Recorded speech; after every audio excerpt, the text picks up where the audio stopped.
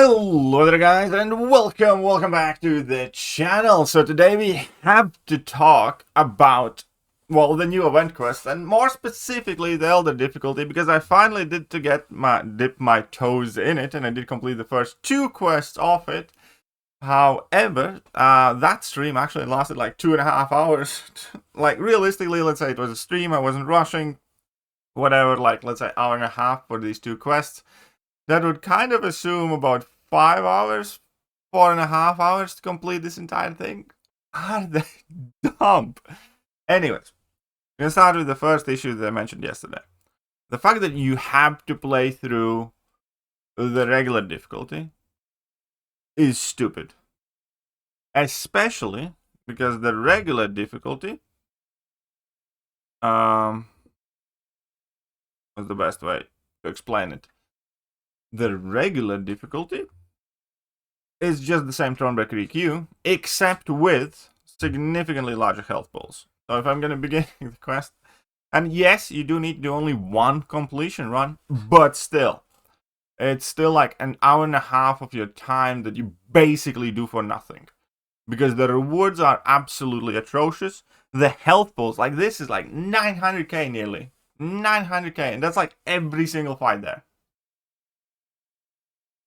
So, in its length, basically, every single time you have to play through Labyrinth of Legends in order to have the privilege to actually play the monthly event quest that gives you some rewards. So that is just not okay. There's zero reason for this to exist. You should just be able to get in your Elder difficulty, and then the other system where, like, you know, as you are exploring Elder difficulty EQ, it kind of automatically explores this. I mean, I kind of like that. I think that's fine. You should just be allowed to do that from the very beginning. Because, again, Kabam has this stupid idea recently with the event quest where, like, I have to spend my time for the privilege of playing the content and earning some sort of rewards. That is not how this type of game should operate. That is the first complaint. The second complaint, I mentioned in yesterday's video as well, and it is to do with the event quests themselves. For instance, I don't remember if it was this quest or next one, but we do have the tech quest, basically, right? Where, yeah, Power Technician. Tech attackers under the effect of an armor buff will power drain 15% of the defenders. When you have to play through a quest like this, where you can play normally, that is fine. When you have to play it in Elder's difficulty,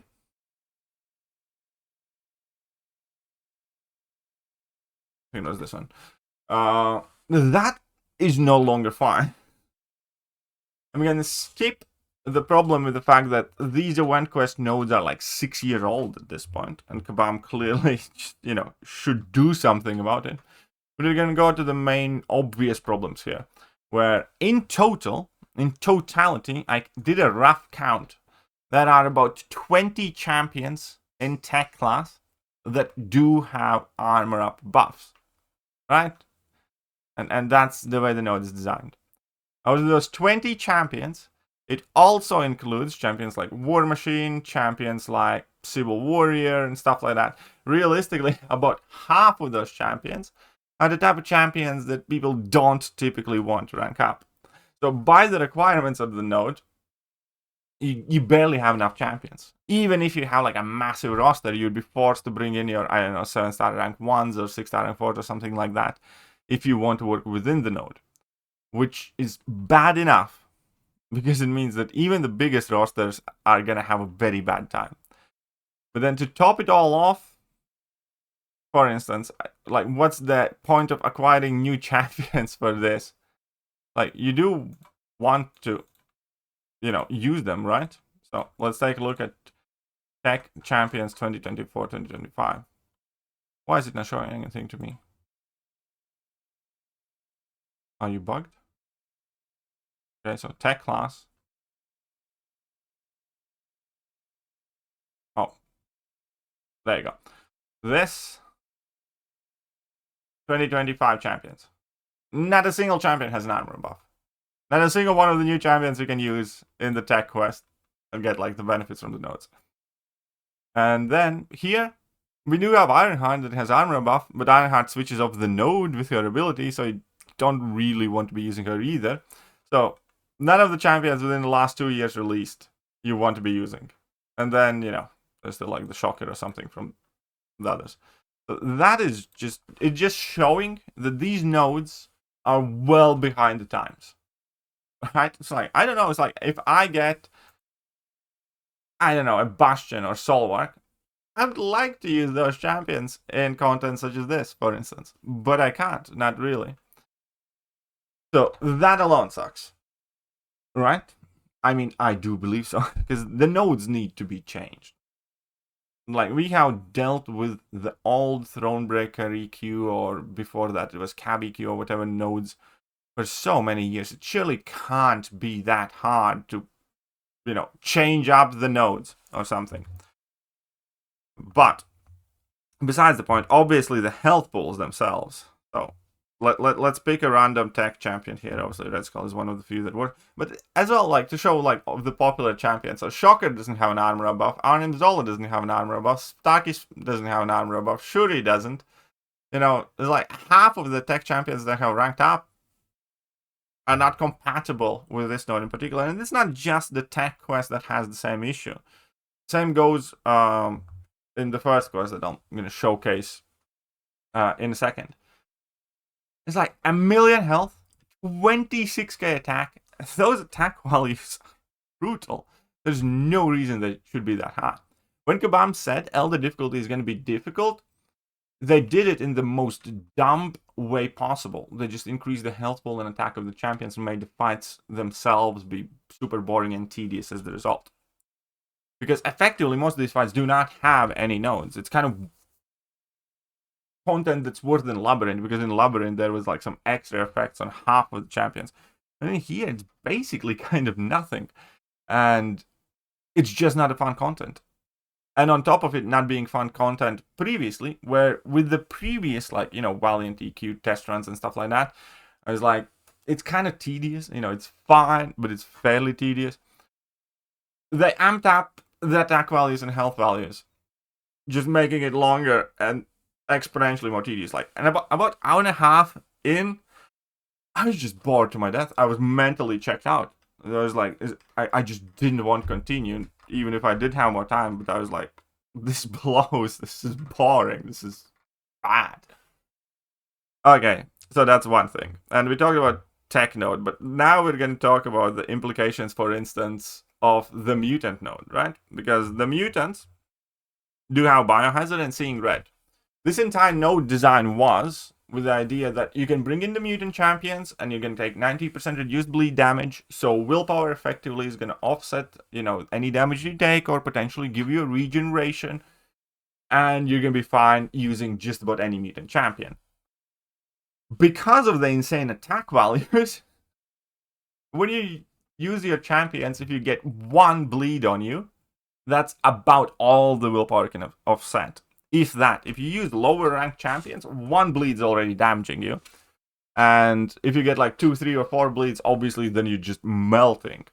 So at this point, again, you just either need to use champions with bleed resistance or alike, or regen for every fight, or, and here's the kicker, every time you see this node, change your mastery setup and put on coagulate, which again, absolutely cannot, has not, and should never be the design intent of this node combination. So that just leads me to believe that nobody in Kabam actually tested this out, or kind of like highlighted this as a possible issue. And I am sure there are more of those. Because again, just within the first quest itself, it was clear that it was not tested at all whatsoever in any manner with the adjusted attack and health values of the opponents. And again, the fact that, don't forget that here, when you change in and change out, you do not regen. It's just dumb and sloppy. It really is. So that's what I have to say about the nodes. Like, for crying out loud, Kabam, either change the nodes up, bring in some current ones, or make up some new ones. It can't be that much of a work to change some EQ nodes once in like half a decade. The other thing is adjust the health and attack values, man. You know, there's absolutely no reason for this quest to be as long and tedious as it is. Third one, don't force us to do the regular difficulty because, God, it's just, again, it's a bad user experience. That's all it is. It's just a bad user experience. That's without me addressing issues. And that's without me addressing the prestige-based rewards that obviously people will have an issue with. But even taking a look at the rewards and event milestones,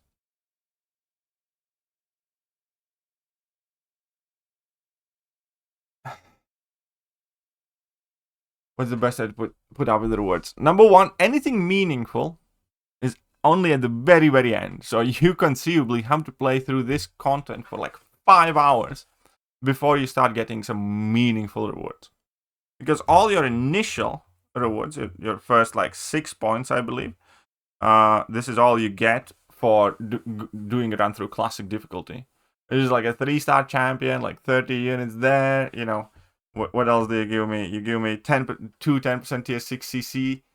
It's like, and that's all you get for completing the regular difficulty. And then once you start doing the Valiant quest, Elders difficulty, you only start getting some stuff when you're doing like quests 5 and 6, basically. So again, you have to play through like, in total, I would estimate this taking like 5.5, 6 hours. I don't know, including your initial run through the regular difficulty. That is a lot of time, especially for how, you know, how old the content is. Because, as in, when I say old, the content is, the fights are old. As in, the nodes are the same nodes we have been clearing for half a decade now. It's not a fresh piece of content. There are no newer, interesting interactions. I can't even use the newest champions to try and liven up the fights for me. I am still forced to use Warlock instead of, I don't know, Bastion or Solwark or whatever. I'm still forced to use all the old champions because the nodes were kind of designed for all the old champions. And then the rewards themselves. The fact that with an update to event quests, I'm not even going to talk about the units, which I also think is a huge disservice to the player base, where we now need to do the daily quests to get the same units we could autoplay before in the monthly queue.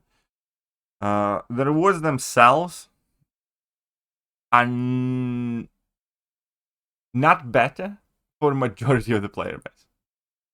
Previously, in between Valiant EQ, Thronebreaker EQ, and all that stuff, players could effectively get more stuff. Unless they had like high prestige. Because now, if you're relatively new Valiant, I don't know, with prestige of what, 24k? Okay, 24k maybe is okay. But if you're under that, because I think previously you got more than 22k tier 7 basic fragments, for instance. What were the Valiant Gauntlet rewards? That's a very interesting thing. Here, Valiant Gauntlet rewards. Included 25,000 tier 7 basics. And keep in mind, that was significantly shorter as well. So this is the debut rewards. So it includes 25,200 tier 7 basics, 45,600. Okay, so this one's a bit more, this one's a bit less.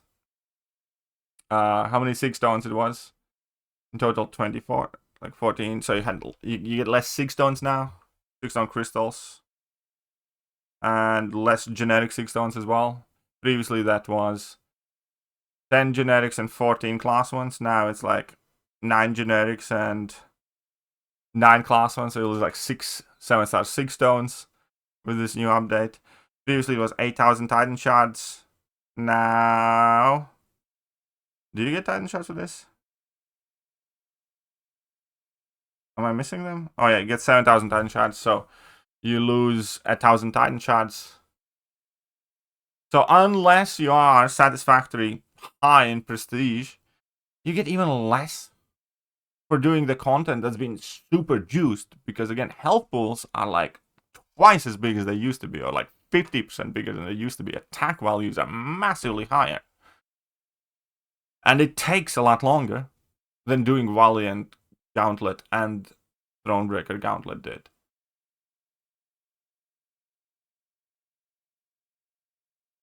And there's a whole bunch of people getting even less rewards for way more work.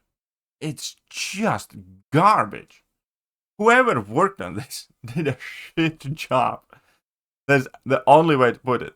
They took 4 months of testing and they made it worse than the first thing they released to test. So they released something to test out. We gave our feedback. Then they changed it. We gave our feedback again. And they managed to make the end product significantly more shit than the first thing they proposed. What the fuck is wrong with them? Like, what is wrong with those people?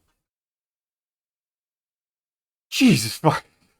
I'm sorry for taking Lord's name in vain, but god damn it, it's like, what are you doing?